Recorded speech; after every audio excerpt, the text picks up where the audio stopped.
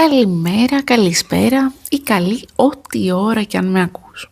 Είμαι η Ελευθερία και αυτό είναι το podcast «Με Ελευθερία βλέπουμε τα πράγματα αλλιώς». Εδώ δεν θα πούμε μεγάλες θεωρίες, ούτε θα το παίξουμε ειδικοί. Θα μιλάμε ανοιχτά, ανθρώπινα, για πράγματα που όλοι ζούμε, αλλά σπάνια σταματάμε για να σκεφτούμε. Και για πρώτο επεισόδιο διάλεξα ένα θέμα που είμαι σίγουρη ότι όλοι έχουμε παρατηρήσει, είτε σαν παιδιά είτε σαν ενήλικες. Γιατί λένε οι ενήλικες εμφανή ψέματα? Όχι τα έξυπνα ψέματα, όχι αυτά που λες και μετά λες «οκ, το έσωσε». Μιλάω για τα ψέματα που φαίνονται από χιλιάδες χιλιόμετρα μακριά. Αυτά που ακούς και σκέφτεσαι, μα ποιον προσπαθείς να πείσεις τώρα, εμένα ή τον εαυτό σου? Και το πιο περίεργο δεν είναι ότι λέγονται. Είναι ότι λέγονται με ύφος σοβαρό, με αυτοπεποίθηση. Λες και δεν καταλαβαίνουμε όλοι οι υπόλοιποι τι συμβαίνει. Σήμερα λοιπόν θα προσπαθήσουμε να το δούμε αλλιώς. Γιατί συμβαίνει αυτό, τι κρύβεται πίσω από αυτά τα ψέματα και κυρίως τι λένε για τους ανθρώπους που τα λένε, αλλά και για εμάς που τα ακούμε. Αν σου έχει τύχει να πιάνεις τον άλλο στα πράσα, να σου λέει ψέματα, αν σου έχει τύχει να νιώθεις άβολα μπροστά σε ένα προφανές ψέμα ή αν απλώς σου αρέσει να παρατηρείς τους ανθρώπους λίγο πιο βαθιά, τότε μείνε μαζί μου. Πάμε να τα δούμε με ελευθερία. Το πρώτο ψέμα που καταλάβαμε ποτέ. Ξέρεις τι είναι το πιο ενδιαφέρον με τα εμφανή ψέματα των ενηλίκων? Το ότι καταλαβαίνουμε από πολύ μικρή ότι είναι ψέματα. Πολύ πριν μάθουμε πρέπει και μη, πολύ πριν μάθουμε να είμαστε ευγενικοί ή να μην φέρνουμε τον άλλο σε δύσκολη θέση. Θυμάμαι και είμαι σίγουρη ότι κάτι αντίστοιχο θυμάσαι και εσύ, να ακούω μεγάλους να λένε πράγματα και μέσα μου να σκέφτομαι αυτό δεν ισχύει. Όχι με θυμό, όχι με κακία, απλώς με απορία. Και το περίεργο ήταν ότι κανείς δεν με ρωτούσε αν το πιστεύω. Ήταν σαν όλοι να παίζαμε ένα μικρό θέατρο, όπου ο ρόλος μου ήταν να κουνάω καταφατικά το κεφάλι. Ναι, θα πάμε αύριο. Ή δεν είναι έτσι τα πράγματα. Ή όλα θα πάνε καλά. Και κάπου εκεί, χωρίς να το καταλάβουμε, μαθαίνουμε κάτι πολύ συγκεκριμένο. Ότι οι μεγάλοι δεν λένε πάντα την αλήθεια. Όχι επειδή είναι κακοί, αλλά επειδή δεν αντέχουν πάντα την αλήθεια. Και εδώ θέλω να σου κάνω μια ερώτηση. Όχι για να απαντήσεις, αλλά για να το σκεφτείς. Θυμάσαι το πρώτο ψέμα που κατάλαβες ποτέ? Εκείνο το ψέμα που σε έκανε να σκεφτείς «οκ, κάτι δεν μου λένε». Γιατί από εκείνη τη στιγμή και μετά κάτι αλλάζει. Αρχίζεις να παρατηρείς, να πιάνεις λεπτομέρειες, να ακούς όχι μόνο τι λέγεται, αλλά και πώς λέγεται και ίσως τότε γεννιέται και η πρώτη εσωτερική σύγκρουση. Να πω ότι το κατάλαβα ή να κάνω κι εγώ ότι το πιστεύω.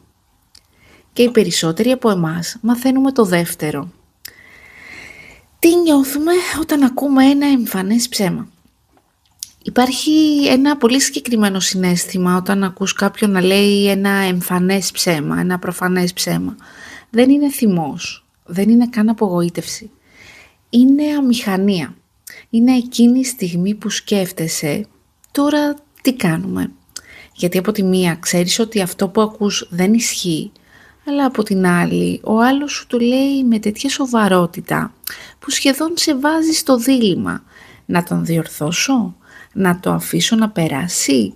Να κάνω ότι το πιστεύω? Και εδώ είναι το παράξενο. Πολλές φορές το βάρος πέφτει σε εμάς, όχι σε αυτόν που λέει το ψέμα. Εμείς νιώθουμε άβολα, εμείς σκεφτόμαστε μήπως τον εκθέσουμε, εμείς μετράμε τις λέξεις μας. Και κάπου εκεί γεννιέται ένα μικρό σιωπηλό συμβόλαιο. Εσύ λες το ψέμα, εγώ κάνω ότι δεν το κατάλαβα.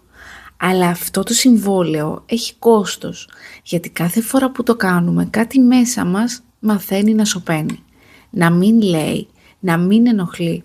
Και θέλω να σου πω κάτι πολύ καθαρά, αυτό δεν μας κάνει κακούς ανθρώπους, μας κάνει ανθρώπους που προσπαθούν να επιβιώσουν κοινωνικά. Όμως αν το παρατηρήσεις λίγο πιο προσεκτικά, θα δεις ότι αυτή η αμηχανία δεν έχει να κάνει μόνο με τον άλλον. έχει να κάνει και με εμάς, με τα όρια μας, με το πόσο αντέχουμε την αλήθεια, και τη δική μας και των άλλων. Γιατί πολλές φορές το ψέμα του άλλου έρχεται και έρχεται και κουμπώνει κάτι που ήδη ξέρουμε, αλλά δεν έχουμε αποφασίσει αν θέλουμε να πούμε. Γιατί τελικά λένε οι ενήλικες εμφανή ψέματα? Αν το καλοσκεφτείς, οι περισσότεροι ενήλικες δεν λένε ψέματα επειδή είναι καλοί ψεύτες. Το αντίθετο. Τα εμφανή ψέματα λέγονται όταν κάποιος δεν είχε άλλον τρόπο να σταθεί εκείνη τη στιγμή. Ο πρώτος και ο πιο συχνός λόγος είναι ο φόβος. Φόβος σύγκρουσης, φόβος ευθύνης, φόβος να παραδεχτούν ότι έκαναν κάτι λάθος.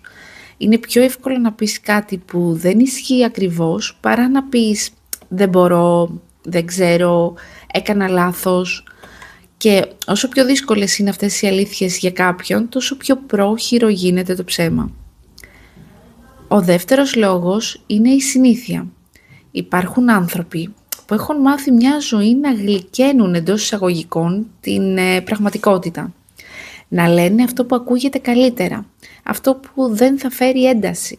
Όχι επειδή θέλουν να κοροϊδέψουν, αλλά επειδή έτσι έμαθαν να επιβιώνουν. Και τότε το ψέμα γίνεται αυτόματο, σαν απάντηση χωρίς σκέψη. Και ο τρίτος, ίσως ο πιο δύσκολος λόγος, είναι ότι μερικοί άνθρωποι δεν έχουν συμφιλιωθεί με την αλήθεια για τον εαυτό τους. Όταν δεν αντέχεις αυτό που είσαι, αυτό που έκανες ή αυτό που δεν κατάφερες, είναι πιο εύκολο να πεις μια άλλη ιστορία και την επαναλαμβάνεις μέχρι να την πιστέψεις κι εσύ. Γι' αυτό και τα ψέματα αυτά συχνά είναι πολύ άβολα. Δεν είναι μόνο ψέματα προς τα έξω, είναι και ψέματα προς τα μέσα, προς τον εαυτό μας. Τι κάνουμε εμείς με τα εμφανή ψέματα? Το πιο σημαντικό ερώτημα τελικά δεν είναι γιατί οι άλλοι λένε εμφανή ψέματα, είναι τι κάνουμε εμείς όταν τα ακούμε.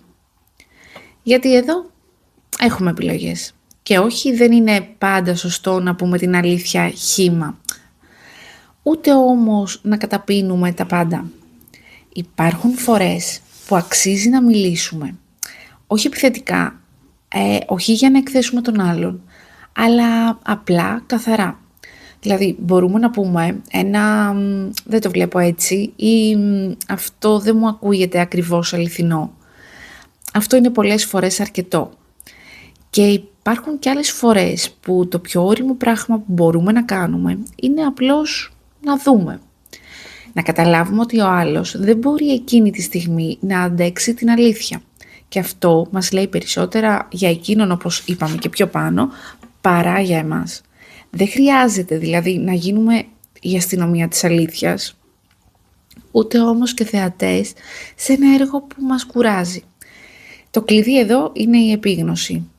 Όταν βλέπεις καθαρά, δεν θυμώνεις τόσο εύκολα, δεν μπερδεύεσαι, δεν παίρνεις προσωπικά κάτι που δεν σου ανήκει και ίσως αυτό είναι και το πιο σημαντικό take away αυτού του επεισοδίου.